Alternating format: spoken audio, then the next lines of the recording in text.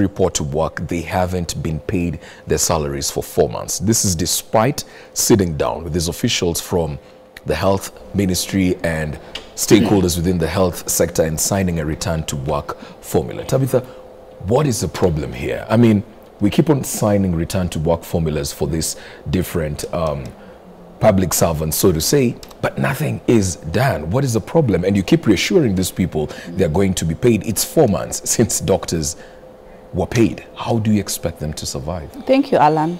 Allow me also to touch on the issue of the debt, because of course, being the Vice Chair of Finance and Budget, this is a matter that where I sit, I'm always looking at. And also I'm privileged to sit in another committee which does audit. And it is very sad. And I agree with what my two good friends have even highlighted. As committees, our mandate is up to the recommendation process level, whereby we do recommend. And I'll give just a very recent example, is the issue we were looking at, the Kikotech issues for Kitui. We had to summon the former governor to highlight on the concerns that as a committee we addressed through our auditors. And money had been lost, you know, over 90 million losses that had been incurred. There's no paperwork that is showing evidence of this transaction. We see even staff of that particular entity going to the banks and just cashing out and cashing out and cashing out. In short, we are looking at a recommendation to the ASCC. And also as we speak, the matter is still with EACC and there are investigations going on. That's where our mandate ends, because at times the public is like, what are you doing? That is what the law mandates us to do up to that particular level. The problem is EACC themselves. They are taking too long to be able to prosecute some of these recommendations. It's taking quite a lot of time. Last week on Thursday, if you remember keenly, the president pronounced himself on the issue of the DPP. And he said clearly, categorically, that he's noticed, you know, that particular trend of dropping these cases because of lack of evidence. As Honorable Kiro had also mentioned on the issue of DPP, they should be able to, they had dropped some of these cases for lack of evidence. The president has pronounced himself. So it's not, there's no hand from the executive coming in and directing that these cases should be dropped. The president was clear to emphasize that DPP should be able to bring these people to book and be able to put the right evidence and everything, because by the time these cases are there, of course there's evidence. By the time we recommend as a committee, of course there's evidence. But Kiro alluded to the fact that there's that executive hand in terms of prosecution. That's why we're having 17 cases dropped out of nowhere. He alluded, and that's why I'm saying that executive is the top executive, the presidency, and all that. And the president pronounced himself last week on Thursday on this issue during his address and talked about the issue of DPP should be able to ensure they bring culprits to book. They should be able to have closure on some of these cases that are still open. The problem we have, even the challenges that we've had with the shisha and all that, these GBV problems that we have, the law is there. Sometimes they ask, what are the leaders doing? The law is there. The problem is the system down here. And I say down here, the system is rotten. That's where the problem is. The president, the executive, they give directions. Us as parliamentarians, we've passed laws, and that needs to be adhered. But down here, the agencies that are supposed to ensure that these laws are abided to and people are brought to book, that is where the problem is. Secondly, touching on the issue of education funding model. For me, from where I sit, we should have a free education system. Free. From the lower level, the lower cadre, that baby class level, to the university level. It should be free. All these funds should be just collapsed and distributed to each and every Kenyan student. And I say Kenyan because the moment you are born in this country, you are a citizen of this country. By the time you are 4 years, 5 years, you start your education system, the system should allow you to just go through the education system to the highest level of your capacity, free.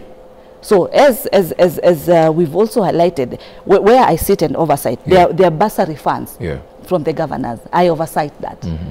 And the way some of these funds have been distributed, it is political, because these people always vote for me, so I'm just giving them this funds. Because we've come across audit reports whereby person X in this particular ward, his names, her names, are also appearing in another ward. What are we doing to the ones who cannot be able to afford? So the only best solution should be the portion for bursary by the governors to be put in one basket. The portion for women reps for bursary be put in one basket. CDF, the portion for bursaries in one basket. HELB, like that. You know, all those funds. You don't think the president is aware of this? Hasn't been told this? I mean, you from the same party. Is this something that has been fronted on his desk? Is it something that the party or generally the government is? Yes, this is a proposal. Yes. And I like it because Honorable Kira has said the president should take time, which is good. He should be able to take time to analyze, to bring, because already remember these things are in law. So with time, that is the narrative we are shaping, because then that will be able to cut across. It will be fair for each and every Kenyan. It's not a matter of you're in this coalition or this coalition. It will be a benefit to our generation, not only this one, but future. Lastly, on the issue of KMPDU. As we speak, I'm in the mediation committee for the county additional SIGA allocation. There is the issue of KMPDU, the agreements that have been done. And I think I've seen a proposal by the National Treasury about, I think, I don't have the correct figure, but I think it's about 650 million or something. There's some amount that they are proposing that we be able to do the approvals during this, even if it will come on the supplementary budget, but at this particular process that we're doing this particular mediation, so that this issue for KMPDU can be able to be sorted. It's something that we are going to consider as we process this SIGA, the bill that is currently before us, the mediation team. I'm co-chairing with Honorable Didi Nyoro. So we look forward to be able to look at this issue.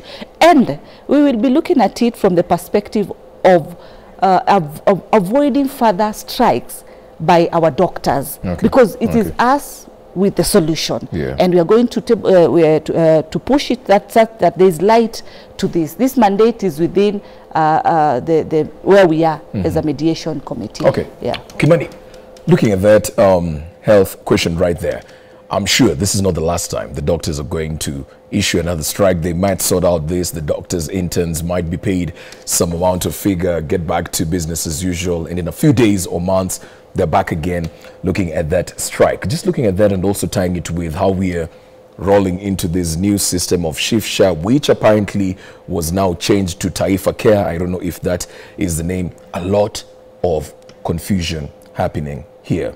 Way forward. Firstly, I would say very beautiful concepts. I've taken time to go through the shift. It's a very beautiful concept when you think about it. Well thought out, but then the rolling out of that concept is wrong. Because before you roll it out and you do away with NHIF, you needed to be sure that it is working without hitches. Other than that, it's a very beautiful thing. I don't want to talk much about it, but I can tell you it is. Starting from the social health promoters, coming to the 3 funds that have been set aside, right? Coming to the laws that have been put in place to ensure that this thing will run smoothly, the chain of command and how operations are conducted. It's a well thought out policy that I won't wish that we do away with. We should improve on it.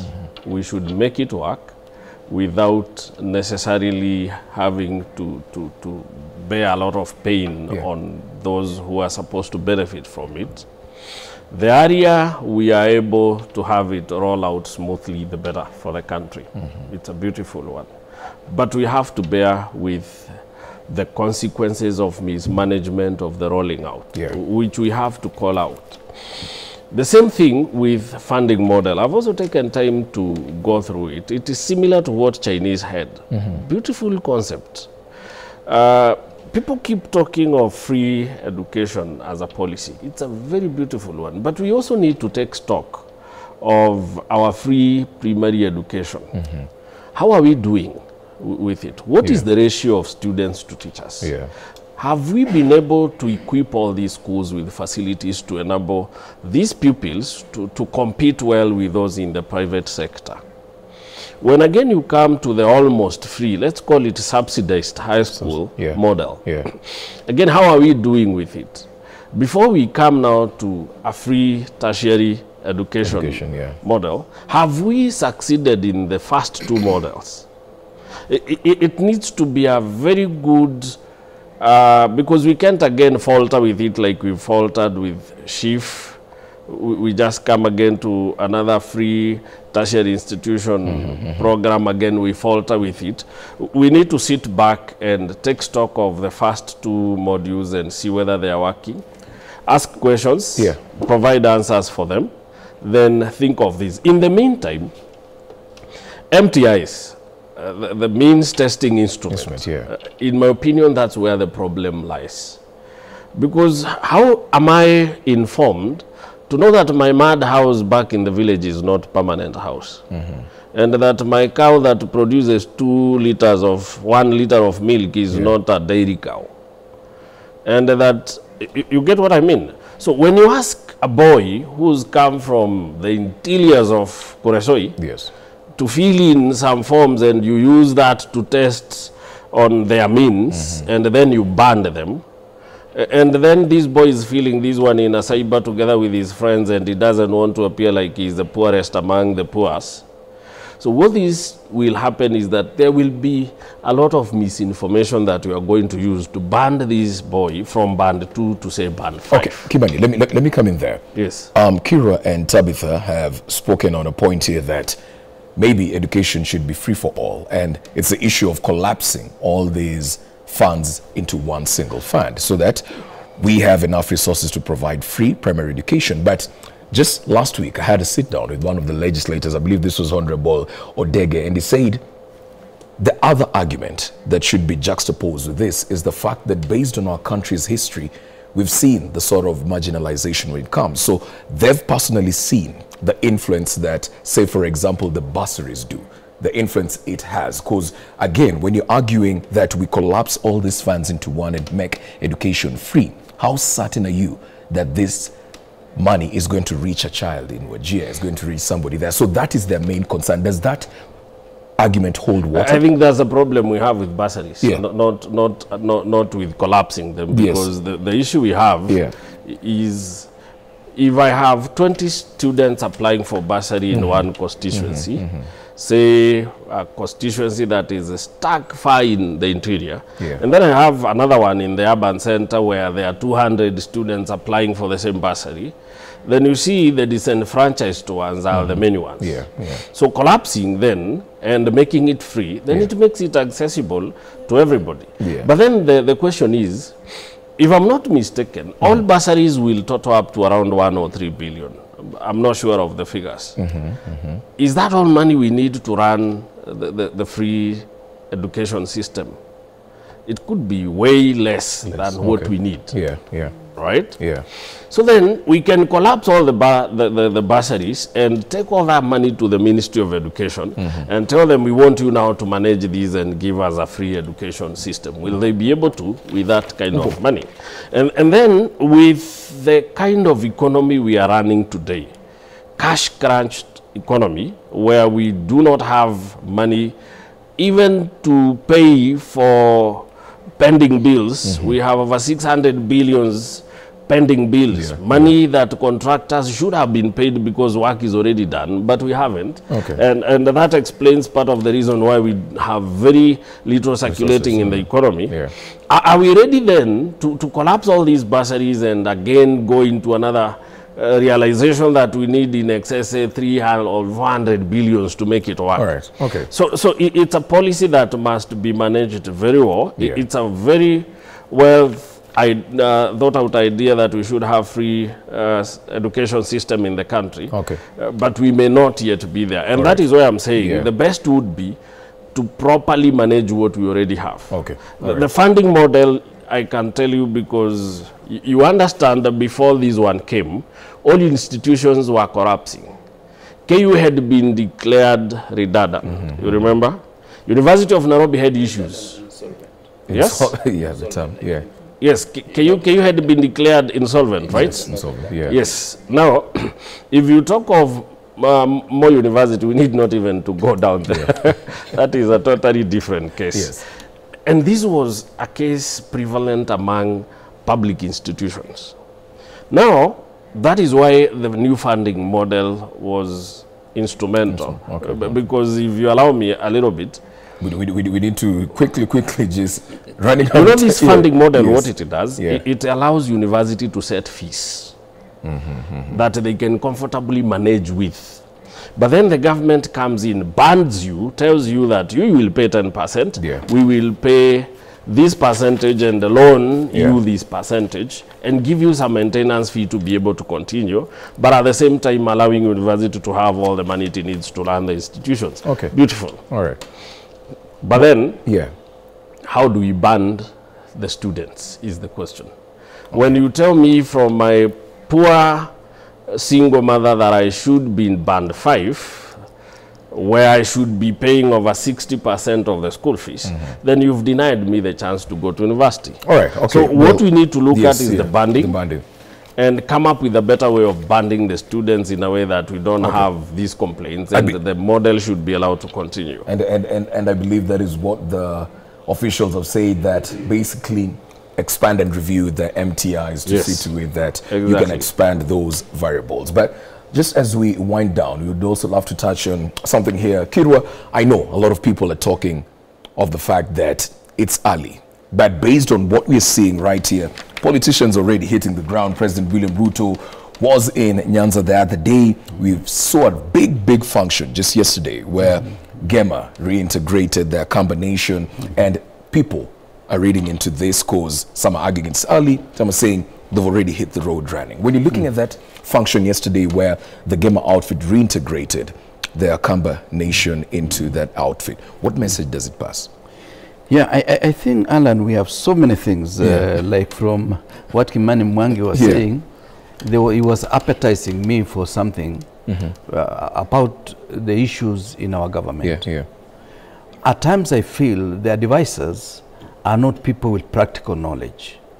And they make the president a hostage or making decisions that the implementers will find them almost at variance with the implementation process.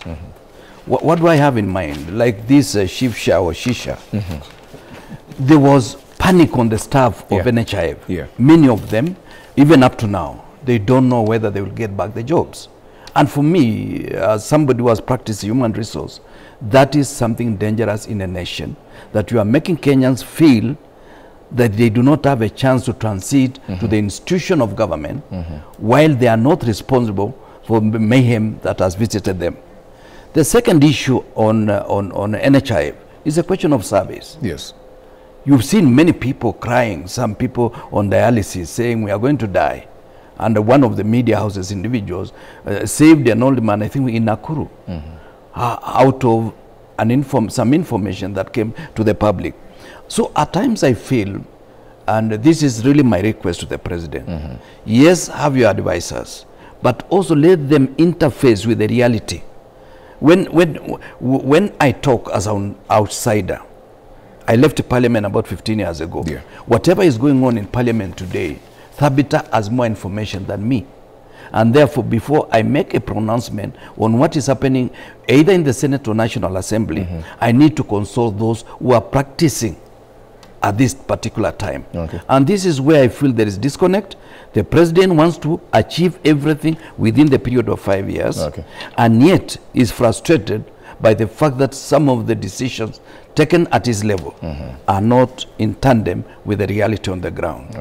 Now, the issue of Gema, you see, it is not reintegration of the combination. It is realignment of the forces. You know, if you look even at the college anthropologically, at times we don't understand each other. but with the risk of being corrected by my sister, Senator Mutinda, if Mkamba is speaking, a Kikuyu will follow. And if a Kikuyu is speaking, a Mkamba will follow, depending on where they come from. Perhaps those who come from Kitui may follow with a bit of difficulty. But those from Machakos, Makueni, and even some parts of Kitui, they will follow. This is one community that, because of our own issues of trying to make it convenient, either they were excluded at the time of eating, because any time the Akamba have been with the rest of Mount Kenya bloc, they have succeeded. They were able to take away the colonialist through people like Paul Ngei. In Kibaki too, when the situation became worse, Kalonzo Musyoka came in to save the situation. Today, possibly there is a reason, because I'm not from any of the two communities, that now they are realigning their forces. So for every realignment, there is something good to come. And I suspect even yesterday's realignment is likely to bring good things to the Akamba nation and the Akikuyu or the rest of Gema. So some of these things are normal. You see, even as Kalenjins, we are not homogeneous. When a Pokot is talking, a Kipsigis will find it very hard to follow.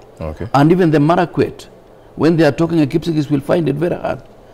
The people that we can talk as a Nandi, the Kipsigis, I can understand them almost 99%. The KU, I can understand 80%. The Marakwet, I can understand 60%. The Sabaot, about 70%. So these are normal realignments of forces, because we allowed tribalism to be part of our political language. Well, just before we wind down, I want to give Senator Mutinda just a minute to probably touch on an issue as you give your closing remarks. Of course, this is with regards to the femicide. There have been concerns that the church has been very vocal on development issues, but not necessarily touching on that serious concern of femicide. Why do you think so? Thank you so much. And also, let me wish Florence, the recent case we have for femicide issue, wish her very quick recoveries. And yes, thank you, Alan, for that. I've noticed the church that we really respect so much. They've really come out when it comes to lapses within the government institutions, the executive and all that. They have all the right to do so. Now, when it comes to the issues of femicide, issues affecting mostly us as women, and of course it cuts across also to the male gender, because you also lose your loved ones, you also lose your sisters, your wives and all that. It just cuts across. We have not seen, I have not seen the churches really coming out and condemning the issue of femicide. We would want to see them as leaders, as women, churches coming out and condemning this issue, not only in presses, but also in the churches. Let them pass a message on the issue of femicide. Well, that's just about it for New Dawn this morning. Nominated Senator Tabitha Mutinda, Vice Chair of the Finance and Budget Committee, as well as Kipruto Arab-Kirwa, former Minister of Agriculture, and of course Kimani Mwangi, who's a governance and political expert, sharing their insights on the state of the nation. As I've always said, we continue talking is when we get the solutions as we progress on. But that's it for today. I'll see you when you see me. Do have yourselves a good one.